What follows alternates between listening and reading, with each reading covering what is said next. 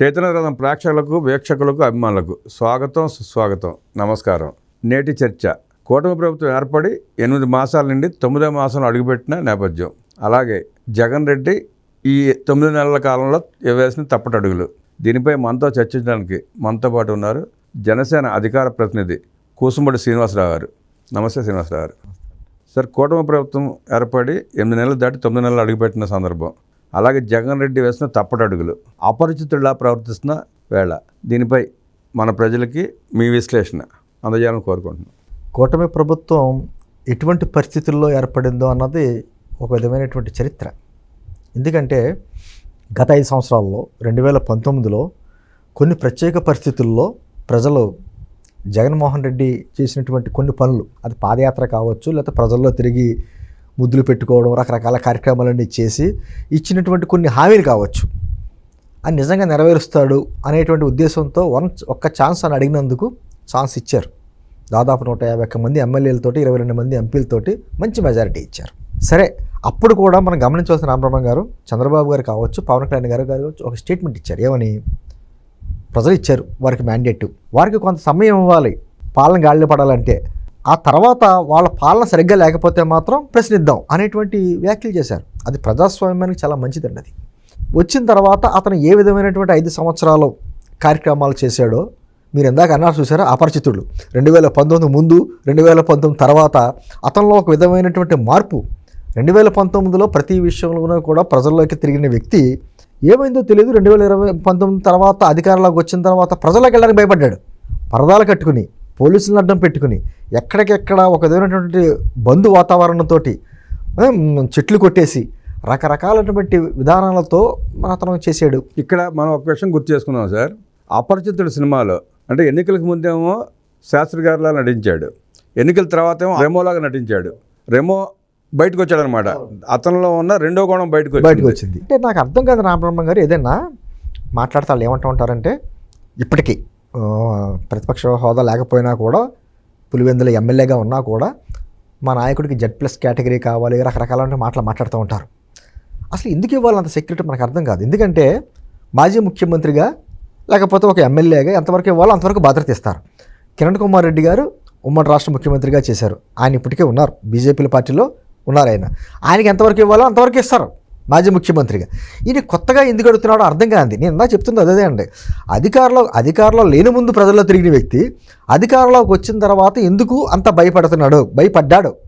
అతను తాడేపల్లి ప్యాలెస్లో ఇనుప కంచెలు వేసుకుని దాదాపు 980 మంది సెక్యూరిటీని పెట్టుకుని ఎందుకు అంత భయపడుతున్నాడు అనేది ఎవరికే ఒక సస్పెన్స్. పోనీ అతను ఏమన్నా అతని మీద ఏమైనా థ్రెట్ ఉందా, పోనీ అతను ఏమన్నా ఓ ఇంటర్నేషనల్ మాఫియా చేతిలో ఇరుక్కున్నాడా మనకు తెలియంది. అంత భయపడి ఎందుకున్నాడు అనేది పెద్ద ప్రశ్న. సరే, భయపడ్డాడో చేశాడో, పాలన అయినా సరిగ్గా చేస్తే వేరేగా ఉండేది. అధికారం అనేటువంటిది ఒక మదంతో అతను అండుకో, జగన్ అండుకో, వాళ్ళు చేసిన విధానాలు, వాళ్ళు మాట్లాడినటువంటి భాష, అసెంబ్లీలో వాళ్ళు చేసినటువంటి హావభావాలు, అదేవిధంగా ప్రతిపక్ష పార్టీల మీద, మీడియా మీద, ప్రజా సంఘాల మీద వాళ్ళు తీసుకున్నటువంటి కక్ష ధోరణి చర్యలు, ఇవన్నీ చూసరికి ప్రజలు భయపడిపోయారు. అన్నిటికంటే ముఖ్యంగా చంద్రబాబు గారు లాంటి ఒక సీనియర్ నేతని, అటువంటి వ్యక్తిని కనీసం ఒక కారణాలు కూడా ఎటువంటి పనికిమాలిన కారణాలన్నీ చూపించి అరెస్ట్ చేసి అతను 52 రోజులు జైల్లో పెట్టిన విధానం చూసారా, అది ప్రజలైతే అటువంటి వ్యక్తిగా ఇలా జరిగితే సామాన్యుడి పరిస్థితి ఏంటి మరోసారి అధికారులకు వస్తే అన్నది ఒక భయం. రెండో భయం ఏంటంటే, ప్రజలకు వాళ్ళకున్న 100 గజాల స్థలం కూడా ఉంటుందో లేదని భయం. వాళ్ళు చేసినటువంటి కార్యక్రమాలు అంటే ఎక్కడ భూమి కనపడితే అక్కడ రెక్కల కట్టుకు వాలిపోయారు, దోచేసుకున్నారు. ఈ రోజున తెలుగుదేశం పార్టీ కావచ్చు, జనసేన పార్టీ కావచ్చు, ప్రజల నుంచి వినతులు స్వీకరిస్తుంటే దాదాపు 60-70% ఓన్లీ ల్యాండ్ ఇష్యూస్. అవేనండి, భూ తగాదాలు ఎక్కువ, అన్ని ల్యాండ్ ఇష్యూస్, భూ కబ్జాలే. ఇంకా అటవీ భూమా, ప్రైవేటు భూమా, దేవాదాయ భూమా, వక్ఫ్ భూమా ఏమీ లేదు, కాదేది అనర్హం, మొత్తం భూములతో చేసుకున్నారు. దాంతోపాటు ఈ భూములు సర్వే పేర్లతో చేసి వాళ్ళు జగన్మోహన్ రెడ్డి గారి ఫోటోలతో ఉన్నటువంటి రాళ్ళు పాతడం, తర్వాత పాస్బుక్ల మీద కూడా వాళ్ళు ఏదో శాశ్వత ప్రభుత్వంలాగా, ఏదో రాచరికంలాగా జగన్మోహన్ రెడ్డి గారి ఫోటోలు పెట్టుకోవడం, ఆంధ్రప్రదేశ్ రాచముద్ర కాకుండా ఆయన ఫోటోలు, ఇవన్నీ చూస్తే ప్రజల్లో ఒక విధమైనటువంటి భయాందోళనతో వచ్చింది. దాంతో జగన్మోహన్ రెడ్డి అంటే భయంతోటిని కూటమి ప్రభుత్వం మీద నమ్మకంతో ఓట్లేశారు. దాదాపు ఈ రోజున కూటమి 164 మంది ఎమ్మెల్యేలతోటి ఈ రోజున అఖండమైనటువంటి విజయం ఇచ్చారు. జగన్మోహన్ రెడ్డికి అప్పుడైనా కనువిలుపు కలిగి ఉంటే వేరేగా ఉండేది. అతను మొట్టమొదటిగా ఓడిపోయిన తర్వాత పెట్టిన ప్రెస్ మీట్లో కూడా ఏం చెప్పాడంటే, ప్రతి ఇంటికి మంచి చేశాను నేను, మరి ప్రజలు ఎలా ఎందుకు తీర్పిచ్చారు అంటే ప్రజలే తప్పు చేసినట్టు, తానే తప్పు చేయలేనట్టుగా. ఎవరైనా ఏం చెప్తారంటే రాజకీయాల్లో ఎటువంటి వ్యక్తులైనా కూడా ఒకవేళ ఓడిపోతే ప్రజా తీర్పును శిరోధార్యంగా భావిస్తున్నాం, ఎక్కడ తప్పులున్నా సరి చేసుకుంటాం, మేము ప్రజల్లో ఉంటాం, మళ్ళీ మా అధికారంలోకి వస్తామని చెప్పినా తప్పు లేదు. అలా చెప్పడానికి మానేసి ప్రజలే తప్పు చేశారన్నది అతను మాట్లాడే విధానానికి ఇంకా ఇతరులో ఇంకా మార్పు వచ్చే అవకాశం లేదు. ఇతని అసలు రూపం ఏంటన్నది గత 5 సంవత్సరాల్లో చూసేటువంటి భావన కలిగింది. అతనికి కనీసం ప్రతిపక్ష హోదా కూడా లేకుండా 11 స్థానాలకు పరిమితం చేశారు. సార్ మీరు అక్కడ చూస్తే ప్రచార పిచ్చి సాక్షికి దోచిపెట్టుకోవడం తప్ప ఫలానా పథకం నేను సాలిడ్గా ఇదిగో ఇట్లా చేశానని చెప్పుకునే పరిస్థితి లేదు. అంటే మీకు ఒకటేనండి రామబ్రహ్మం గారు, జగన్మోహన్ రెడ్డి గారి హయాంలో 2019-24 మధ్య జరిగినటువంటి ప్రతి స్కీము ఒక స్కామే. ఇన్ని మాటలు అన్ని మాయమాటలే కదండి. అతను ఎవరంటే అతని మేనిఫెస్టో గురించి, నా మేనిఫెస్టో బైబిల్, ఖురాన్, భగవద్గీత అన్నటువంటి వ్యక్తి అదే మేనిఫెస్టోలో చెప్పింది ఒక్క అంశం నువ్వు పూర్తిగా నెరవేర్చావా? ఏది లేదు. మద్యపాన నిషేధం అడిగిన తర్వాతే నేను 2024 ఎన్నికల్లో ఓట్లు అడుగుతానన్న వ్యక్తి అదే మద్యం మీద డబ్బులు సంపాదించుకున్నట్టు ప్రతిరోజు. అదేవిధంగా అన్ని వ్యవస్థలు, రైతాంగాన్ని అలాగే ఇబ్బంది పెట్టాడు, విద్యార్థుల్ని. సార్ మద్యాన్ని అడ్డం పెట్టుకుని దోపిడీ చేసుకోవడం ఒక ఎత్తు, అదే మద్యం ఆదాయాన్ని అడ్డం పెట్టుకుని అప్పులు తీసుకొచ్చి అవి కూడా దోసుకోవడం. అదే కదండి, అప్పులు ఎలా చేసాడో కూడా అర్థం కాని పరిస్థితి. అసెంబ్లీ సమావేశాల్లో, మన ఫస్ట్ అసెంబ్లీ సమావేశాల్లో చంద్రబాబు గారు అంత సీనియర్ నాయకుడికి ఆయనకే అర్థం అవ్వలేదు. వైట్ పేపర్స్ ఒక్కో దాని మీద రిలీజ్ చేస్తా ఆయన ఏం చెప్పారంటే, ఇప్పటి వరకు మేము మా దగ్గర ఉన్నటువంటి సమాచారం ప్రకారం చెప్తున్న లెక్క ఇంకా తవ్వుతున్నాం, ఇంకెన్ని బయట పడతాయో తెలియదు అనేటువంటి పరిస్థితి. ఆ విధంగా 10 లక్షల కోట్ల 12 లక్షల కోట్ల రాష్ట్ర ఆర్థిక పరిస్థితి ఎంత దిగజారిపోయిందని తెలియని పరిస్థితి అయిపోయింది. ఏ విధంగా అప్పులు చేశాడన్నది కూడా అర్థం కాని పరిస్థితి. కార్పొరేషన్ల పేర్లతోటి, వాటితోటి, వీటితోటి అన్ని రకాలుగా అప్పులు చేసేసాడు. అప్పులు చేసి కూడా ఈరోజు ఏమంటాడంటే, నేను ఏమంటున్నానంటే, సరే అతనికి ప్రజలు తీర్పిచ్చారు. ఈ రోజున ఈ 9 నెలల్లో, ఇంకా 9 నెలలు కూడా పూర్తిగా అవ్వాలా, కూటమి ప్రభుత్వం వచ్చిన వెంటనే దృష్టి పెట్టింది ఏంటంటే రాష్ట్రాన్ని తిరిగి గాలి ఏ విధంగా పెట్టాలి అనేటువంటి దాని మీద ప్రత్యేక దృష్టి పెట్టింది. ముందు ఆర్థిక పరిస్థితి ఏంటి, ముందు ఎందుకంటే సంక్షేమ కార్యక్రమాలు ఎక్కడ ఆగకూడదు. మెయిన్ పేద ప్రజలు మళ్ళీ రోడ్ల మీద పడే పరిస్థితి రాకూడదు. సంక్షేమ కార్యక్రమాలు ఆగకుండా అదేవిధంగా అభివృద్ధి తీసుకుంటా మళ్ళీ సంపద సృష్టించేటువంటి కార్యక్రమాలు చేపట్టాలి. ఎందుకంటే రామబ్రహ్మం గారు, మన ఆంధ్రప్రదేశ్లో అద్భుతమైన వనరులు ఉన్నాయి, కష్టపడే తత్వం ఉన్నటువంటి ప్రజలు ఉన్నారు. కావాల్సిందంటే సరైన నాయకత్వం. ఈరోజు నాయకత్వం ఏర్పడింది. ఒక పక్కన చంద్రబాబు గారు, పవన్ కళ్యాణ్ గారు, లోకేష్ గారు వీళ్ళందరూ కూడా పైన ఉన్నటువంటి కేంద్ర ప్రభుత్వ సహకారంతో ఒక విధమైనటువంటి యజ్ఞం చేస్తున్నారు. యజ్ఞమే, మామూలుగా పాలన అంటే నేను చాలా చిన్న పదం. అవునండి, యజ్ఞం ప్రతి నిత్యం కూడా రకరకాల యజ్ఞాలు. ఇక్కడికే కూడా గత పాలకులకు సంబంధించినటువంటి అధికారులు వాళ్ళ మత్తు వదలలేదు. ఇంకా వాళ్ళందరినీ కూడా సరిచేయాలి. ఎందుకంటే మన వ్యవస్థను మొత్తం మార్చలేము. వాళ్ళు మంచి చేసుకుంటే తీసుకెళ్ళాలి తప్ప 5 మంది 10 మంది అంటే మార్చవచ్చు. 60% కుళ్ళిపోతే దాన్ని ఎంత ఇదిగా చేసుకుంటూ రావాలి. నేనంటుంది నిజంగా ఈ ప్రభుత్వం ఏర్పడిన తర్వాత మనకి కృష్ణానది వరదలు వచ్చినాయి, బుడమేరు వరద. నిజంగా చంద్రబాబు గారు కాకుండా జగన్మోహన్ రెడ్డి గారు మరోసారి ముఖ్యమంత్రి అయ్యిండుంటే ఉమ్మడి కృష్ణా జిల్లా మొత్తం కొల్లేట్లో కలిసిపోయిందండి. అవునండి, ఉమ్మడి కృష్ణా జిల్లా మొత్తం కొల్లేట్లో కలిసిపోయింది ఇతను అనాచరణ నిర్ణయం వల్ల. ఎందుకు చెప్తున్నాను నేను అంటే, ఆ రోజున జగన్మోహన్ రెడ్డి గారు ముఖ్యమంత్రిగా అయిన తర్వాత, మే 30వ తారీఖున అప్పట్లో 2019 ఆయన అధికారం చేపట్టిన తర్వాత ఆగస్టు వరకు ఎటువంటి నిర్ణయాలు తీసుకోకుండా ఇసుక మీద, అప్పుడు ఆ సమయంలో ఇసుక తీసుకొచ్చి రీచ్ల్లో పెట్టుకుంటారు, మళ్ళీ తర్వాత వరదలు వస్తాయని చెప్పేసి అది తీసుకోకపోగా నూతన ఇసుక విధానం అని చెప్పి తీసుకొచ్చి భవన నిర్మాణ కార్మికులు ఆత్మహత్యలు చేసుకుని చేసాడు. అటువంటి ప్రమాదం మొన్న వరదల టైంలో అతనికి ముఖ్యమంత్రిగా ఉండుంటే నిజంగా ఒక పక్క నుంచి ఎంత అద్భుతంగా చంద్రబాబు గారు ఆ వయసులో ప్రజల్లో ఉండి ఎక్కడికి తిరగాలో అంతా తిరిగి ప్రజల్ని మళ్ళీ వాళ్ళ యథాస్థితి, వాళ్ళ జీవన విధానం ఉండేలాగా చేసుకుంటా వెళ్ళడం. అక్కడ కూడా రాజకీయమే. బుడమేరు వరద రాజకీయం చేశాడు కదా జగన్మోహన్ రెడ్డి. అక్కడికి వచ్చి కూడా మీకు గుర్తుందా లేదో, ₹1 కోటి ప్రకటించాడు. ఎవరికి ఇచ్చాడు ₹1 కోటి? ఏ అకౌంట్కి ఇచ్చాడు? ఎవరికి ఇవ్వలేదండి. దాంట్లో 10 లక్షలు కూడా ఖర్చు పెట్టిన పరిస్థితి లేదు. తను ₹1 సాయం చేయకపోగా చేస్తున్న ప్రభుత్వాన్ని ఎక్కడైనా సార్ మీకు నేను బాగా ఎక్కువగా చెప్తూ ఉంటానండి. నేను టెర్రరిస్టులు ఉంటారు, లేకపోతే వీళ్ళు ఉంటారు నక్సలైట్స్ కానీ మావోయిస్టులు కానీ, వీళ్ళ కూడా అందరూ కూడా ఎక్కడైనా ప్రకృతి విలయాలు సంభవించినప్పుడు వాళ్ళు ఏం కార్యక్రమాలు చేయరండి. వాళ్ళు సైలెంట్గా ఉంటారు. వాళ్ళు అంటే వాళ్ళకంటే దుర్మార్గంగా ఆలోచించి అది కూడా బురద రాజకీయం చేశాడు. కృష్ణానది ఆ గట్టు తెగిపోవడానికి బుడమేరు వరద రావడానికి కారణం చంద్రబాబు అన్నాడు. హుద్దూద్ తుఫాన్ అప్పుడు కూడా ₹1 కోటి ప్రకటించాడు, ఎవరికి ఇచ్చాడో తెలియదు. అట్లాగే తిత్లీ ఎప్పుడు కూడా ప్రకటించాడు, ఎవరికి ఇచ్చాడో తెలియదు. కనీసం తను ఏం సాయం చేయట్లేదండి. అప్పట్లో ఆ సమయంలో రాజకీయం చేయకూడదు. అతని హయాంలో అండి రామబ్రహ్మ గారు మీకు గుర్తుందో లేదో వైజాగ్లో ఇండస్ట్రీ సమ్మిట్ పెడితే మన రాష్ట్రానికి వివిధ దేశాల నుంచి అందరూ వస్తారు కాబట్టి ఆ 2 రోజులు ధర్నాలు కానీ ఏమేమి చేయకుండా ప్రభుత్వాన్ని సహకరించాలని చెప్పి అన్నాయి ఇప్పుడు ఉన్నటువంటి కుటుంబ పార్టీలు. కనీసం ఆ ఇంగిజ్ఞానంలో ఒక్క శాతం వినుకుందా? ఈ రోజుకి అమరావతి గురించి అతను ఎన్ని మాటలు మాట్లాడాడండి. రాష్ట్రం మధ్యనే ఉండాలని నేను కూడా కోరుకుంటున్నాను, 3 ప్రాంతాల మధ్య చిచ్చు పెట్టకూడదనే ఉద్దేశంతో నేను అమరావతిని ఒప్పుకుంటున్నాను. ఆ వ్యక్తి అధికారంలోకి వచ్చిన తర్వాత అమరావతి ప్రాంతాన్ని, ఆ ప్రాంత రైతుల్ని, వాళ్ళు చేసిన త్యాగాన్ని ఇన్ని రకాలుగా ఇబ్బందులు పెట్టారో మనం చూసాం. బయటికి తీసుకొచ్చి ఆడ మగ అని తేడా లేకుండా ఆడవాళ్ళని అయితే నిజంగా పొట్టడం తన్ని ప్రైవేట్ వ్యక్తులకి పోలీసులు డ్రెస్సులు వేసి వాళ్ళని దారుణంగా హింసించి కొట్టించిన పరిస్థితి. పాపం వాళ్ళు నిరంతరం ఒక మన ప్లేస్లో ఒక రాజధాని ఏర్పడుతుందంతోటి ఎవడన్నా ఒక సెంటు భూమి ఇస్తాడండి ఎవరన్నా? రాష్ట్ర రాజధాని గురించి మమకారంతో భవిష్యత్తు బాగుంటుంది, మన బిడ్డలకే రాష్ట్ర భవిష్యత్తు బాగుంటుందని వాళ్ళు ఇస్తే మీరు చేసింది త్యాగమా? మీరు పలానా చోట స్థలం తీసుకోలేదా?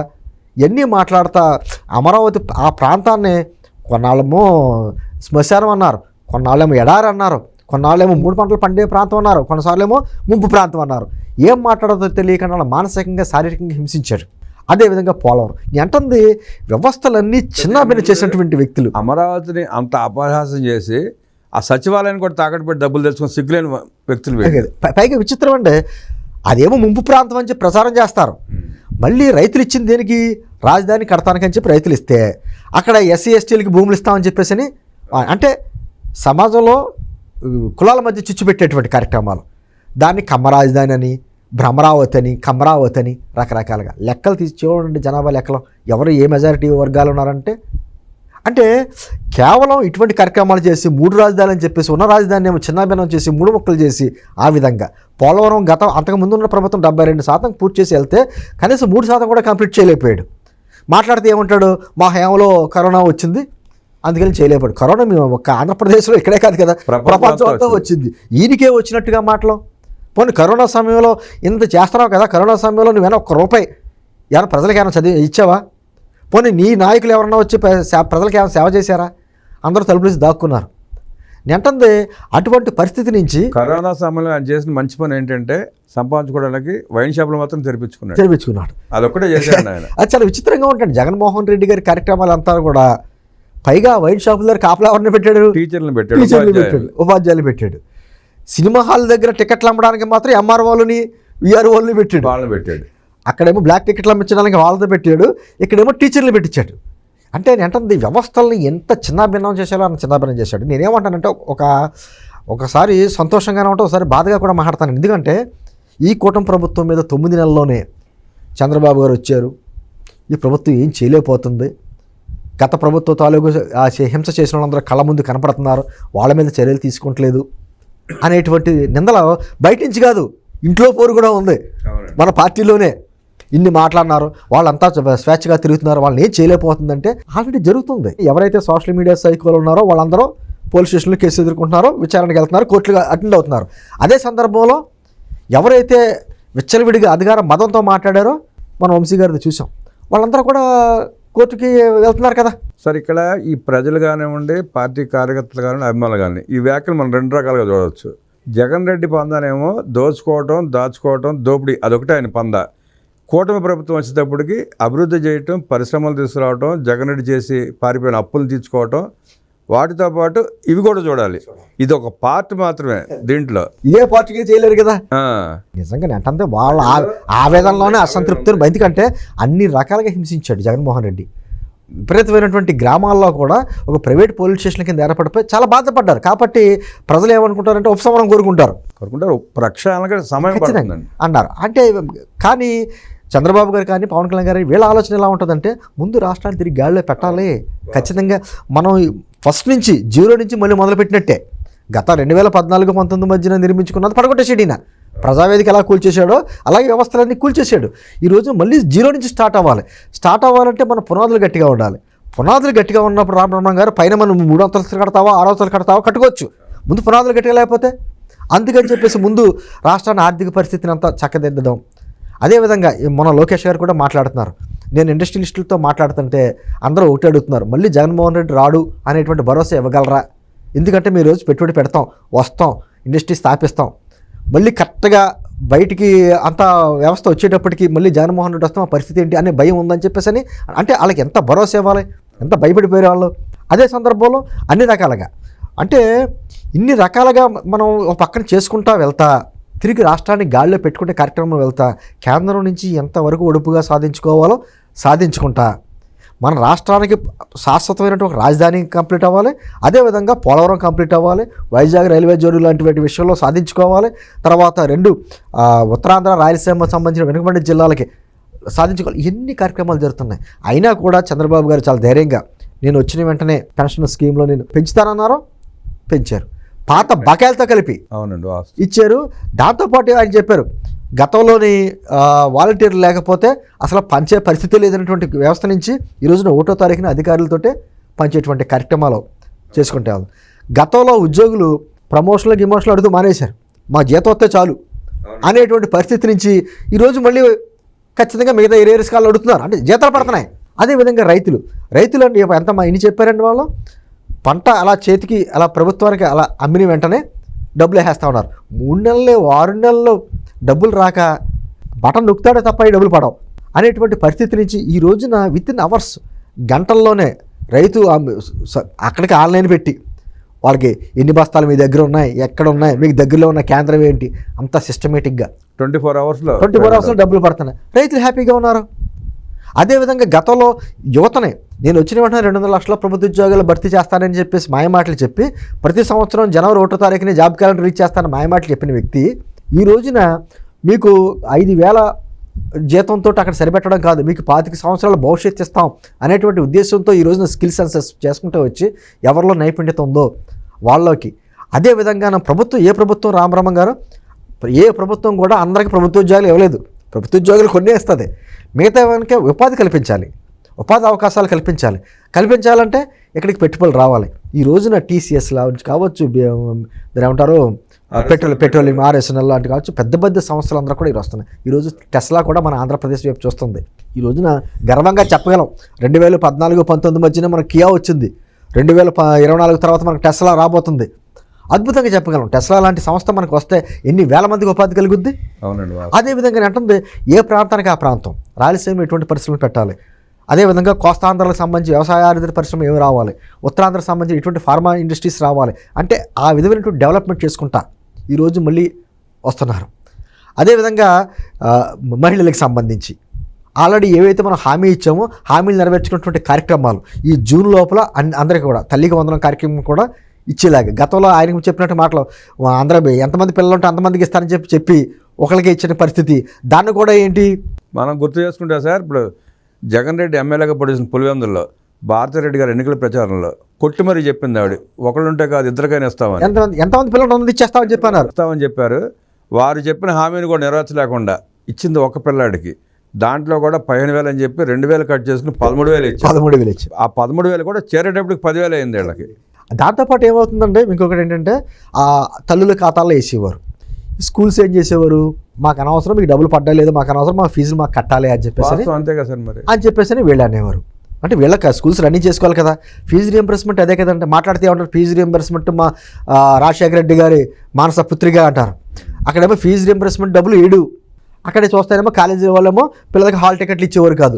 ఇన్ని రకాలుగా ఆ విధంగా వ్యవస్థ నాశనం చేశాడు. ఇప్పుడు వచ్చి ఏం మాట్లాడతాడండి, ఫీజు రియంబర్స్మెంట్ బకాయిలు ఇవ్వలేదంటే బకాయిలు పెట్టింది నువ్వు కదా, 4,270 కోట్లు ఎగ్గొట్టి వెళ్ళిపోయాడు, నువ్వు మళ్ళీ ఇవ్వట్లేదని ఎలా మాట్లాడతావు. ఆరోగ్యశ్రీ అంతే, మేము గతంలో ఏం మాట్లాడారంటే ప్రభుత్వ ఆసుపత్రులన్నీ కూడా కార్పొరేట్ స్థాయిని మించి మేము మౌలిక సదుపాయాలు కల్పించామని చెప్పన్నారు. రియా హాస్పిటల్ ఎంతమంది చనిపోయినప్పుడు ఆక్సిజన్ అందక వాళ్ళకి సంబంధించి గత 5 సంవత్సరాల్లో సార్ కరోనా లాంటి విపత్తులు వచ్చి అన్ని రకాలుగా వచ్చినాయి. వాళ్ళ ఎమ్మెల్యేలు కానీ ఆఖరికి గవర్నర్ గారితో సహా ఒక్కళ్ళు ఆంధ్రప్రదేశ్లో వైద్యం చేయించుకోవాలి, అలా హైదరాబాదో చెన్నైయో బెంగళూరు వెళ్ళి వాళ్ళు వైద్యం చేయించుకొచ్చారు. పేదలందరూ అక్కడ మగ్గిపోయారు. ఆక్సిజన్ అంతకు ఎంతమంది చనిపోయారంటే ఎయిమ్స్ లాంటి సంస్థకి కనీసం నీళ్లు కూడా ఇవ్వలేకపోయారు. మీరు గమనిస్తే ఆ రహదారికి ఒక 50 సెంట్లు అడ్డం ఉంటుందండి, ఫారెస్ట్ ల్యాండ్, దాన్ని క్లియర్ చేయలేకపోయాడు. ఆ పక్క పెద్దిరెడ్డి 100 ఎకరాలు ఆక్రమించుకున్నాడు, ఈ పక్కేమో సజ్జల రామకృష్ణారెడ్డి 100 ఎకరాలు ఆక్రమించుకున్నాడు ఫారెస్ట్ ల్యాండ్ని. ఇక్కడ ప్రజలకు అవసరానికి వచ్చేటప్పటికి 50 సెంట్లు ఇవ్వలేకపోయాడు. ఇంకా భూముల గురించి మాట్లాడుకుంటే బాబోయ్, ఎందుకంటారా వైజాగ్ మీద అయితే ప్రేమ చూపించారు, వైజాగ్లో మేము రాజధాని అది అని చెప్పేసి అంటే అక్కడ దాదాపు 6,000 ఎకరాలంటే కేవలం బీసీ ఎస్సీ ఎస్టీలకు సంబంధించినటువంటి బడుగు బలహీన వర్గాల ల్యాండ్స్ అన్ని ఆక్రమణ. వైజాగ్లో ఏమైపోయిందంటే పరిస్థితి, 100 గజాల స్థలం ఉన్నవాడు కూడా భయంగా ఉండడమే, ఏ రోజు నా స్థలం ఎత్తిపోతారనే భయం. ఈ మధ్యకాలంలోని రాయలసీమలో, చిత్తూరులో మన ఈ పెద్దిరెడ్డి గారు అరాచకాలను బయటకు వచ్చినాయి. ఇక్కడ ఈ భూములు కుంభకోణంలో కబ్జాలు మనం గమనిస్తే సార్, ఉత్తరాంధ్రలో మాన్సాస్ ట్రస్ట్ అశోక్ గజపతి రాజు గారు చైర్మన్గా వ్యవహరిస్తున్న సంస్థ అది. అదే ఆయన కాకుండా ఆయన స్థానంలో ఎవరున్నా ఆ వేల ఎకరాలు మొత్తం దోచేవాళ్ళు. ఆయన కూడా ఎన్ని ఇబ్బందులు పెట్టారండి, చాలా ఇబ్బందులు పెట్టారు. ఇన్ని రకాలుగా ఆయన అసలు ఆ ట్రస్ట్ నుంచి చైర్మన్ నుంచి తొలగించేసే కార్యక్రమాలు, సింహాచలం ఆ ట్రస్ట్ నుంచి తొలగించాలని చెప్పి ఇన్ని రకాలుగా చేశారు. ఆయన కాబట్టి నిలబడ్డాడు. అంటే వీళ్ళు అరాచకాలండి. ఈరోజు మొన్న పెద్దిరెడ్డి గారిది అతను కట్టిన బిల్డింగ్ అటవీ స్థలంలో ఆయన వేసుకున్నటువంటి రోడ్డు, ఆయనకి దానికి ఏం సమాధానం చెప్తాడంటే ఆ కూలీలకి విశ్రాంతి గురించి కట్టాడంటే అది. ఈయన కూలి పనులు చేసి, మట్టి పనులు చేసి, వరి నాట్లు వేసి కష్టపడి అది కూలీల కోసం కట్టారని చెప్తున్నాడు ఆయన. అంటే ప్రజలు ఎలా నమ్ముతారని చెప్పేసి 980 ఎకరాలు కేవలం పెద్దిరెడ్డి అండ్ ఫ్యామిలీకి సంబంధించినటువంటి బంధువులంతా దోచేశారని చెప్పి అందరూ కూడా మొన్న వచ్చారు కదండి పేదలు. ఒక ఆడావిడి నా మెడలో మంగళసూత్రం కూడా తెంపేశారని చెప్పారు. ఇటువంటి అరణ్య భూమి లేదని ఏమీ లేదు. ఆ విధమైనటువంటి భూమి దోపిడీ గురించి చెప్పుకోవాలంటే పెద్ద హిస్టరీ మనకి. ఇదేదేం కాకుండా అంటే ఇన్ని రకాలుగా చేసుకోవచ్చు. పోనీ ఇవన్నీ చేసి కూడా గత 5 సంవత్సరాల హైలైట్ ఏంటంటే రఘురామకృష్ణరాజు గారిది ఇష్యూ. ఆయన వాళ్ళ ప్రభుత్వానికి వ్యతిరేకంగా మాట్లాడినందుకు ఆ పార్టీ ఎంపీ అయినకు చూడకుండా ఆయన నియోజకవర్గాల్లోనూ కూడా రానివ్వకుండా ఇన్ని రకాలుగా ఇబ్బంది పెట్టారో, అతన్ని తీసుకెళ్ళి ఇన్ని రకాలుగా హింసించారో, అతను అన్ని రకాలుగా సమర్థుడు కాబట్టి పోరాడాడు. ఇంకొకటి ఎవరితో సరిపోరు కదండి.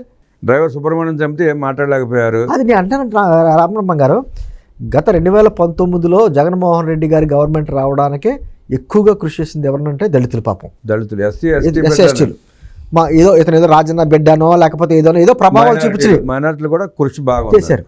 అటువంటి దళితుల్ని మీరు చెప్పినట్టుగా డాక్టర్ సుధాకర్ దగ్గర నుంచి డ్రైవర్ సుబ్రహ్మణ్యం వరకు ఎంతమందిని దళితుల్ని చేసేసాడండి? సుమారుగా 400 మందిని. ఒక దళితుడు రాజమండ్రిలో ఒక కుర్రోడు, వరప్రసాద్ అనే కుర్రోడు ఇసుక అక్రమ రవాణా జరుగుతుందని చెప్పినందుకు అతను తీసుకెళ్లి రాజమండ్రి జైల్లో శిరోమండనం చేశారు.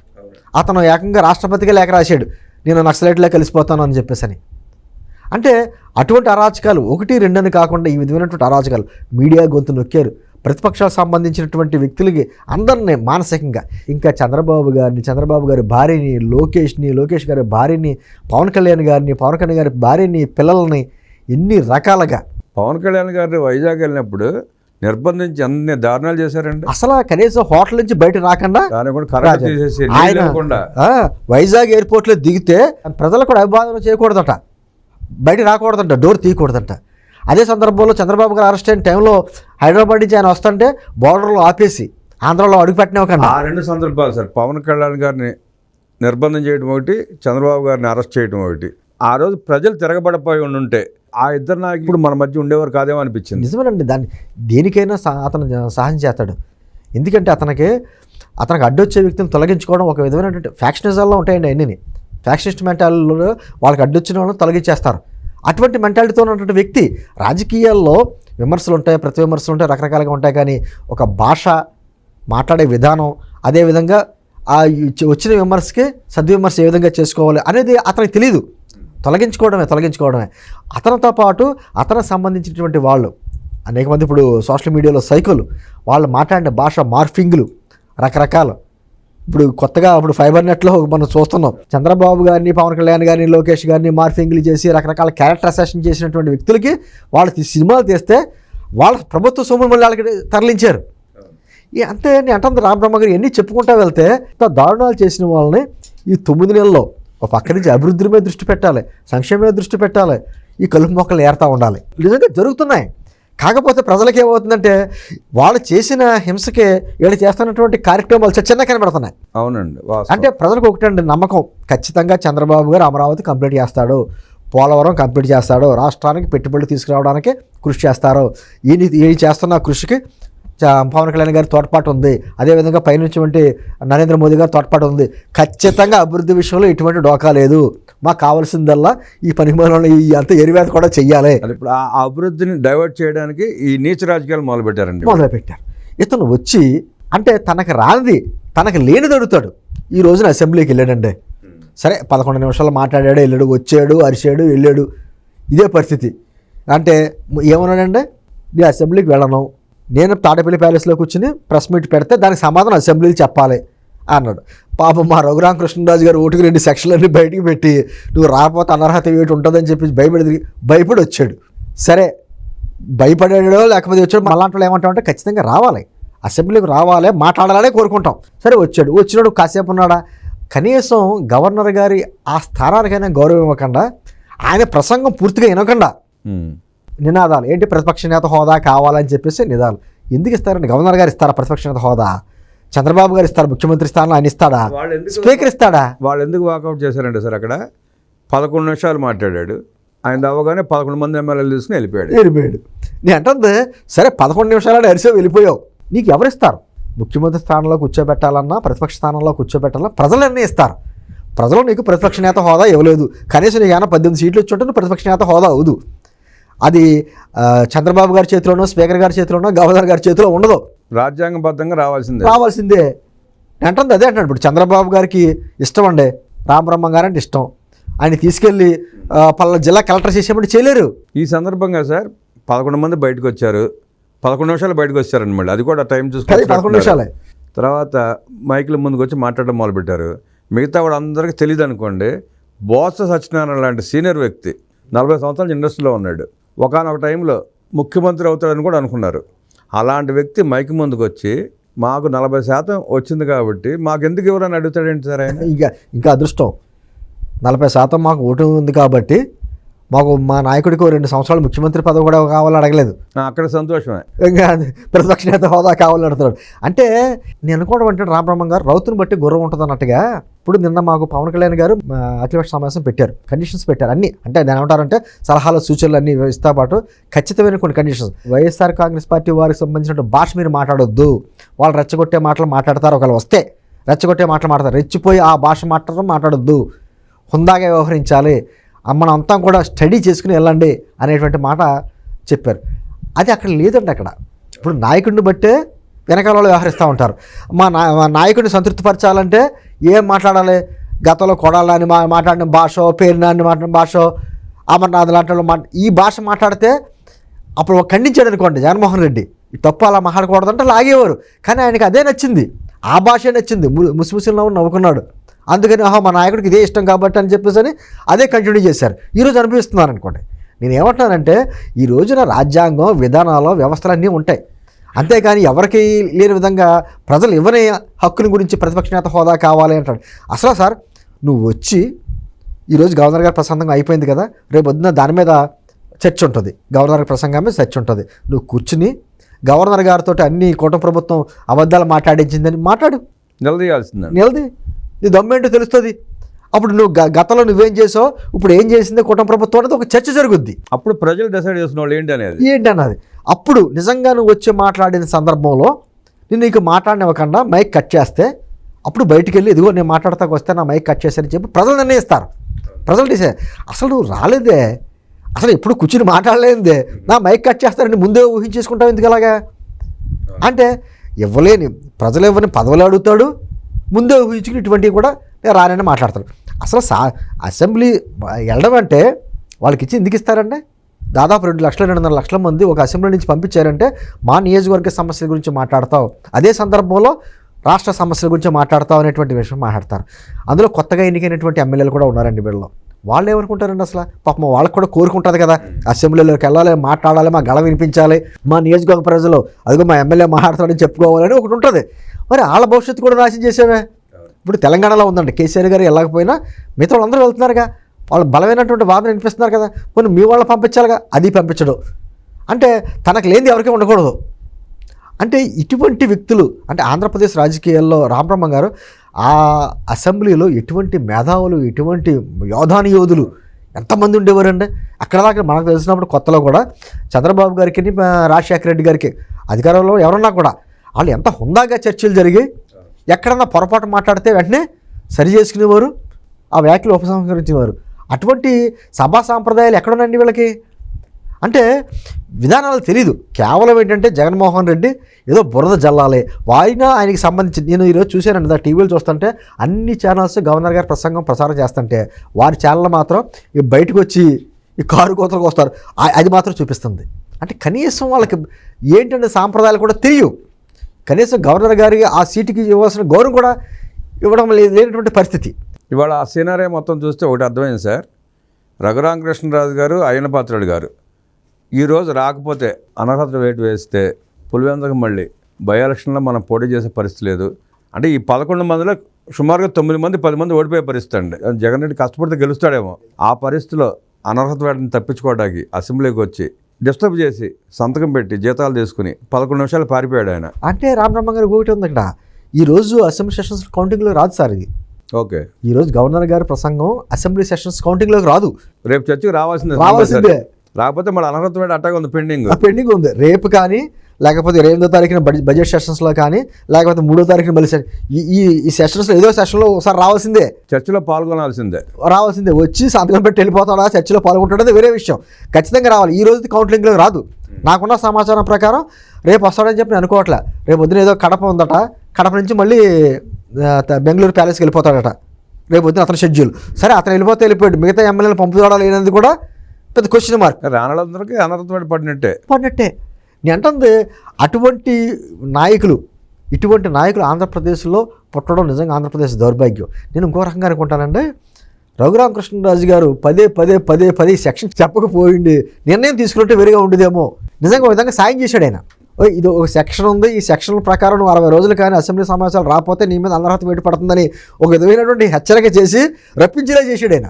అంటే ఇప్పుడు మీరు చెప్పినట్టు రేపు వస్తాడా రాడా అనేది చూడాలి మనం. ఖచ్చితంగా రేపు వస్తాడా రాడా, లేకపోతే రేపు రాకపోతే 2 రోజులు మళ్ళీ సెలవులు వచ్చినాయి, శివరాత్రిని ఎలక్షన్స్ ఉన్నాయి కాబట్టి 28వ తారీఖున బడ్జెట్ సమావేశాలకు వస్తాడా, ఇవన్నీ పెద్ద క్వశ్చన్ మార్కే. అంటే ఇప్పుడు ఈ సమావేశాలు ఏదో ఒక రోజు పాల్గొంటే చాలు వచ్చి సంతకం పెట్టి కాసేపు కూర్చుని మళ్ళీ అతను సైలెంట్గా కూర్చుంటాడు, మిగతా వాళ్ళతో అరిపిస్తాడు, తీసుకెళ్ళిపోతాడు. తెలియకొచ్చుంటారు, తెలిస్తే రేపు నుండి వచ్చేవాళ్ళేమో.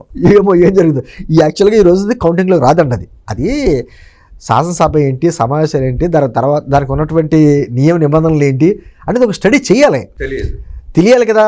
అందుకనే అంటాడు, నాకు ముఖ్యమంత్రి గారికి వెళ్ళిన గేట్లో నన్ను పంపించాలి, ముఖ్యమంత్రి గారికి ఇచ్చిన సమయం నాకు ఇవ్వాలి అనేటువంటి, నాకు ప్రతిపక్ష నేత హోదా ఇవ్వాలి. ఎందుకు అడుగుతున్నాడంటే అది తెలియని తనమో తెలియదు, మూర్ఖత్వమో తెలియదు. తెలిస్తే ఈరోజు బాయ్కాట్ చేసేవాడు కాదండి.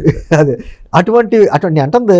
గతంలో కూడా రామబ్రహ్మ గారు లోక్సత్తా జేపీ గారు ఉండేవారు, ఒక్క స్థానమే ఉండేది. అలాగే వామపక్ష పార్టీల నుంచి కూడా ఒకళ్ళు ఇద్దరు వెళ్ళేవారు. ఎక్కడా కూడా వాళ్ళు ఎగ్గొట్టలేదే, వాళ్ళకి మాకు ప్రతిపక్ష నేత హోదా కావాలని అడగలేదే. వచ్చేవారు, వాళ్ళ గళం వాళ్ళకి వినిపించేవారు, హోరహోరిగా ఉండేదండి. అంతే తప్ప నాకు ప్రతిపక్ష నేత హోదా అంటే నువ్వు పరీక్ష రాయి, వాళ్ళు ప్రశ్నిస్తుంటే ఎవరు ఆపలేని పరిస్థితి ఉండేదండి ఆ రోజు. ఒక్కసారి ఎమ్మెల్యే లోపలికి వెళ్ళిన తర్వాత అధికార పక్షమా ప్రతిపక్షమా కాదండి, ఇంకా ప్రజాపక్షం. అక్కడికి వెళ్ళిన తర్వాత అధికార పార్టీ నాయకులు మాట్లాడుతున్నప్పుడు బలాలు చర్చడం ఇంతవరకు పరిమితం కాకూడదు, ఒక ప్రజాపక్షం గొంతుగా ఉండాలి. అదే అందులోని వీళ్ళకంటే ఎక్కువగా బాధ్యత ప్రతిపక్ష వాళ్ళకు ఉంటుంది. ప్రతిపక్ష పార్టీగా చాలా జాగ్రత్తగా స్టడీ చేసి అధికార పక్షం ఏదన్నా చేయకపోతే నిర్మాణాత్మక సూచనలు ఇవ్వాలి, అది ప్రతిపక్ష పాత్ర హోదా. అంతే తప్ప రియాక్షన్లు ఇవ్వడం కాదు. నేను అంటుంది అటువంటి హుందాతనంగా ఉండే రాజకీయం మనం చూస్తామా లేదా అనిపిస్తుంది. గతంలో ఉండి బహుశా కష్టమేనండి, కష్టం. ఇంక జగన్మోహన్ రెడ్డి ఉన్నంతకాలం చాలా కష్టం. నేను అంటుంది ఆ 11వ తారీఖున ఎలక్షన్ జరిగినాయి, అప్పుడు 11 సీట్లు వచ్చినాయి. మళ్ళీ వచ్చేటప్పుడు ఏమైనా 1వ తారీఖున ఎలక్షన్లు పెడితే ఒక స్థానానికి పరిమితం అవుతాడు, మళ్ళీ 1 నిమిషం వచ్చి వెళ్ళిపోతాడేమో. అటువంటి పరిస్థితులు ఈరోజు రాష్ట్రంలో ఏమన్నా సార్ నేను అంటుంది, ఒక రకంగా అద్భుతమైనటువంటి ప్రగతి. జగన్మోహన్ రెడ్డి లాంటి ఒక అతిపెద్ద వినాశగారు ఎదురుగుండా కనపడుతున్నామని మనం చేస్తున్న ప్రగతి చెప్పుకోలేని పరిస్థితి ఏర్పడింది. అవును, ఈ రోజున 9 నెలల్లో రామబ్రహ్మం గారు చెప్పుకుంటే వెళ్తే పెద్ద లిస్టు. ఇంత సాధ్యమా, ఇంతవరకు సాధ్యమా? ఎందుకంటే 0 నుంచి మొదలుపెట్టి మళ్ళీ మొదలుపెట్టారు. ఇది సాధ్యమా? ఇన్ని రకాల సంప్రదింపులు పారిశ్రామికవేత్తలతో కావచ్చు, కేంద్రంతో కావచ్చు. ఒక పక్క నుంచేమో ఎప్పుడు లేనటువంటి పవన్ కళ్యాణ్ గారు ఆ రోజున అల్లూరు జిల్లాకి అటు వెళ్ళారు చూసారా, ఆ గ్రామీణ ప్రాంతాల్లో కూడా మన్యం ఆ ప్రాంతాల్లో కూడా రోడ్లు వేసినటువంటి పరిస్థితి, బ్రహ్మాండమైన రోడ్లు వేసినటువంటి పరిస్థితి. తర్వాత పంచాయతీలకు నిధులు సార్ గతంలో అలా అకౌంట్లోకి పడి తర్వాత ఏమో కరెంటు బిల్లు అనేది కట్ అయిపోయి, పాపం సర్పంచులు ఎన్నో వాళ్ళకి పాపం ఎంతో చేద్దామని వచ్చుంటారు, వాళ్ళకని ఆత్మహత్యలు చేసినటువంటి పరిస్థితి. స్థానిక సమస్యలు ప్రజాప్రతినిధులకు ఎవరికి హక్కులు లేవు కదా, హక్కులు లేకుండా అయిపోయినాయి. ఈ రోజున చక్కగా చాలా గౌరవంగా వాళ్ళకి 15th ఫైనాన్స్ కమిషన్ డబ్బులు పడుతున్నాయి, వాళ్ళ గ్రామాల్లో ట్యాక్సులతో వాళ్ళు డెవలప్ చేసుకుంటున్నారు. వాళ్ళు గ్రామ స్వరాజ్యం అంటే అది కదా. అటువంటి పరిస్థితి నుంచి ఈరోజు మనం ఎంత డెవలప్మెంట్ చేసుకుంటూ వెళ్తున్నాం. ఇది 9 నెలల్లో సాధ్యం అంటే చాలా కష్టం అండి. నేను అంటుంది అదే ఇందాక నేను చెప్పినట్టు, ఒక పక్క నుంచి ప్రకృతి వైపరీత్యాలు ఈ 9 నెలల్లోనే ప్రకృతి వైపరీత్యాలతోటి, ఒక పక్క నుంచి ఏమో ప్రకృతి వైపరీత్యం కంటే పెద్ద ప్రకృతి వైపరీత్యం జగన్మోహన్ రెడ్డి, అప్పట్లో మరి జనార్దన్ మన ఆయన పేరు శశిధర్ రెడ్డి గారు ఆయన అన్నాడు, ఆంధ్రప్రదేశ్కి ఏదైనా ముప్పు ఏదైనా ఉందంటే తుఫాన్లు వరదలో కాదు జగన్మోహన్ రెడ్డి అన్నాడు. ఇన్ని 10-12 సంవత్సరాల క్రితం స్పష్టంగా చెప్పారండి ఆయన. అంటే ఈరోజు స్పష్టంగా తెలుస్తుంది జగన్మోహన్ రెడ్డి అనే వ్యక్తి ఎంత వినాశకారిగా మొదలుపెట్టాడు అని చెప్పి. ఈరోజు నిన్న ఎప్పుడో చూశాను ఆయనది ట్వీట్ పెట్టి అసలు రాష్ట్రం ఇటువంటి పరిస్థితిలో ఉంది, చాలా అనిశ్చితమైన పరిస్థితులు ఉన్నాయి, మేము పెట్టినటువంటి డిఎస్సీని కూడా రద్దు చేశారు అంటాడు. ఏంటంటే అలా హయాంలో డిఎస్సీ ఎక్కడ పెట్టాడు? మేము తర్వాత ఏమంటాడు, జాబ్ క్యాలెండర్ కూడా లేకుండా నిరుద్యోగులు మోసం చేసింది కూటమి ప్రభుత్వం అంటాడు. అసలు ప్రతి సంవత్సరం జనవరి 1వ తారీఖునే జాబ్ క్యాలెండర్ రిలీజ్ చేస్తానని చెప్పినోడు నువ్వు కదా. గత 5 సంవత్సరాలు ఒక్క సంవత్సరం చేసావా జాబ్ క్యాలెండర్ రిలీజ్ చేసేప్పుడు? డిఎస్సీ కూడా 3000 మందికి ప్రకటించి కూడా నిర్వర్తించలేపాడు కదా, చేశాడు కదా. జాబ్ క్యాలెండర్ ఆఖరికి ఏంటి, ఆల్రెడీ ఎంప్లాయీస్ అయినటువంటి ఆర్టీసీ ఎంప్లాయీస్ని కార్పొరేషన్ ఇలా తీసుకొచ్చి ప్రభుత్వంలో కలిపేసి ఈయనే కొత్తగా ఆర్టీసీని స్థాపించినట్టు, గతంలో ఆంధ్రప్రదేశ్లో ఆర్టీసీ బస్సులో లేనట్టుగా ఆ విధంగా చేశాడు. పోలీసు ఉద్యోగాలు కూడా అలాగే చూపించుకున్నాడు. అంటే అటువంటి మాయమాట ప్రజలు నమ్ముతారనుకుంటారా, లేకపోతే ప్రజలు పిచ్చోడనుకుంటారా, ప్రజలకు ఏమీ తెలియదు అనుకుంటారా? ఈ సోషల్ మీడియా యుగంలో ప్రతి వాళ్ళ సెల్ ఫోన్ ఉపయోగిస్తారు, ఏం జరుగుతుందో అందరికీ తెలుస్తుంది. అటువంటి మాయమాటలు చెప్పిన వ్యక్తి, రైతాంగాన్ని ముంచేసినటువంటి వ్యక్తి, మహిళల్ని మోసం చేసినటువంటి వ్యక్తి ఈ రోజున అసెంబ్లీకి కూడా రాకుండా బయటకు వచ్చి వారికి సంబంధించినటువంటి పేపర్లోని ఛానల్లోని ఇటువంటి అబద్ధాలు అసత్యాలు ప్రచారం చేస్తా, వాళ్ళకి సంబంధించినటువంటి అనలిస్టులు కొంతమందిని పెట్టుకుని, వాళ్ళకి సంబంధించినటువంటి కొంతమంది మేధావుల ముసుగులో కొంతమందితోటి అమరావతికి నిధులు రాకుండా ప్రపంచ బ్యాంకుని ఏడీబీ బ్యాంకుని లెటర్లు రాయించి వస్తా ఈ రోజుకి నాశనం చేస్తామంటే నేను అనుకుంటానండి రామబ్రహ్మం గారు, ఆంధ్రప్రదేశ్ ప్రజల మీద నీకు ఎందుకు అంత కక్ష?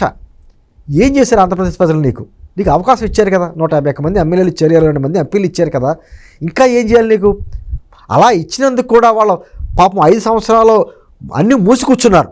ఏదన్నా ఉంటే పెద్ద చంద్రబాబు గారు లాంటి నాయకులకి, పవన్ కళ్యాణ్ లాంటి వ్యక్తులకే చాలా ఇబ్బంది పెట్టిన వ్యక్తే, మాలాంటి వాళ్ళ పరిస్థితి అయినటువంటి అన్నీ మూసుకూర్చున్నారు. ఎప్పుడు తీర్పు చెప్పాలో అప్పుడు తీర్పు చెప్పారు. నేను అంటుంది అంత కక్ష ఇంకా ఎందుకు? ఈ రోజుకి కూడా రాజకీయం అంటే నేను అంటుంది రామబ్రహ్మం గారు, రాజకీయం ఎన్నికలప్పుడు చేసుకోవాలి, ఎన్నికలప్పుడు నీ ఇష్టం వచ్చి ఎలా చేసుకో. వచ్చింది కాబట్టి మీరు కక్ష అన్నారు కాబట్టి ఒక విషయం మనం గుర్తు చేసుకోవాలి. ఇది చాలామంది చెప్పిన తర్వాత ఇప్పుడు మనం దాన్ని ప్రజలు కూడా చెప్పాల్సిన అవసరం ఉంది. ఎందుకు కక్ష అంటే ప్రజల మీద ఆంధ్రప్రదేశ్ రాష్ట్రాన్ని సర్వనాశనం చేస్తేనే తనకున్న లక్షల కోట్లు, 1000 ఎకరాలు, లక్షల కోట్లు తెలంగాణలో ఉండనివ్వండి, బెంగళూరులో ఉండనివ్వండి, కర్ణాటకలో ఉండనివ్వండి, అవి పెరిగే అవకాశం ఉంటుంది, అవి పాడే అవకాశం ఉండదు. ఆంధ్రప్రదేశ్ని చంపితేనే అతని ఆర్థిక అభివృద్ధి పెరుగుతూ ఉంటుంది. ఆ ఉద్దేశంతోనే కక్ష అని చెప్పి చాలామంది చెప్పిన సమాధానం సార్. దీన్ని మీరేమంటారు? రామబ్రహ్మం గారు ఏం చేసుకుంటాడు సార్? లక్షల కోట్లు ఏం చేసుకుంటాడో తెలియగడుతున్నాను. ఏం చేసుకుంటాడనే దేవుడికి తెలియాలి. అసలు దానికి ఒక లిమిట్ ఉంటుందండి. ఇప్పుడు ఖచ్చితంగా బతకడానికి డబ్బు అవసరమే కాదనట్లా, మంచి లైఫ్ కూడా డబ్బు అవసరమే, కానీ దానికి లిమిట్ ఉంటుంది కదా. లక్షల కోట్లు ఏం చేసుకుంటావు? నీ సొంత తల్లే నేను కాదని బయటికి వెళ్ళిపోయింది పార్టీలోంచి, నీ సొంత చెల్లె ఆస్తిలో ఓటా ఇవ్వలేదని చెప్పి ఆ అమ్మాయి బయటికి వెళ్ళిపోయింది, నా తండ్రిని హత్య చేసినాడు నువ్వు చుట్టూ నీ పక్కన పెట్టి తిరుగుతున్నావు అని చెప్పేసి నీ బాబాయ్ కూతురు నీ చెల్లె ఆమె కూడా వెళ్ళిపోతుంది. ఇంట్లో వాళ్ళకి వ్యతిరేకమై ప్రజలతో చిచ్చి అనిపించుకుని ఏం సాధించడానికి? డబ్బు లేకపోతే కుదరదు. కానీ ఇన్ని లక్షల కోట్లు నీ సంపాదన గురించి ఆ రోజునండి విజయమ్మ గారిని ఓడించినందుకు, వాళ్ళ తల్లిని ఓడించినందుకు వైజాగ్ ప్రజల మీద కక్ష కట్టి మొత్తం వైజాగ్ నామరూపం లేకుండా చేసుకుంటూ వెళ్ళిపోయాడు. అతనికి సంబంధించినటువంటి వ్యక్తులను పెట్టుకుని, సరే విజయసాయిరెడ్డి అక్కడంతా వ్యవహారం అంతా చేసి ఈ రోజున ఏదో ఋషిలో మారిపోయినట్టుగా బయటకు వచ్చి మాట్లాడుతున్నాడు. కానీ ఆఖరికి కేవీ రావు లాంటి వ్యాపారవేత్తలని గన్న పెట్టి కాకినాడ పోర్టు, కాకినాడ సజ్జని ఏ విధంగా రాయించుకున్నారో ఆయన బయటకు వచ్చి చెప్పినటువంటి విధానం రేషన్ రైస్ స్కాము ఒకటి కాదు కదా. ఈరోజు పేరున నిన్న కాక మొన్న మాట్లాడుతున్నాడు, ఏం చేస్తారని ఇంటికి భాష ఏదో మాట్లాడుతున్నాడు. ఆయన నన్ను ఏం చేస్తారు, అక్టోబర్ నవంబర్ నుంచి అంటున్నాను నన్ను అరెస్ట్ చేస్తారని, నన్ను ఏం చేయగలరు మహా అయితేని, అది పేకలేరా అనేటువంటి భాష మాట్లాడుతున్నాడు.